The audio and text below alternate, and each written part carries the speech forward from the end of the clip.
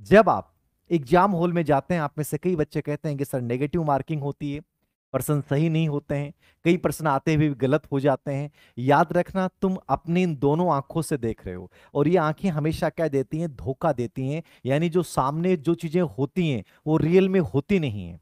जब तुम परीक्षा में उस स्ट्रेस के साथ जाते हैं, तो जो प्रश्न आपको दिखना चाहिए वो प्रश्न वास्तव में होता ही नहीं है। उसका जो आंसर दिखना चाहिए वो आंसर होता ही नहीं है।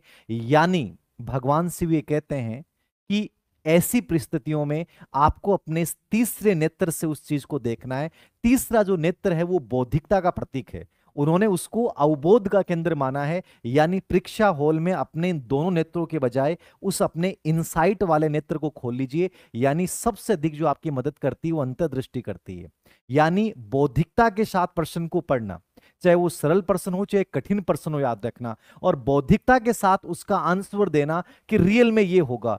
अंतरात्मा की आवाज और तीसरी आंख की आवाज ये कभी गलत नहीं होती है, क्योंकि वो रियल में सत्य होती है। तो इन दोनों आंखों के बजाय परीक्षा हॉल में अंतः दृष्टि वाली आंख से हर प्रश्न को पढ़िए, प्रश्न कभी गलत नहीं होगा, याद रखना। जिंदगी में परवाह मान बने रहें, याद रखना। कभी अपने आप को स्टेटिक मत बना लेना। यानी जब तक चलते रहोगे, याद रखना, उतना बेहतर बनते जाओगे। तो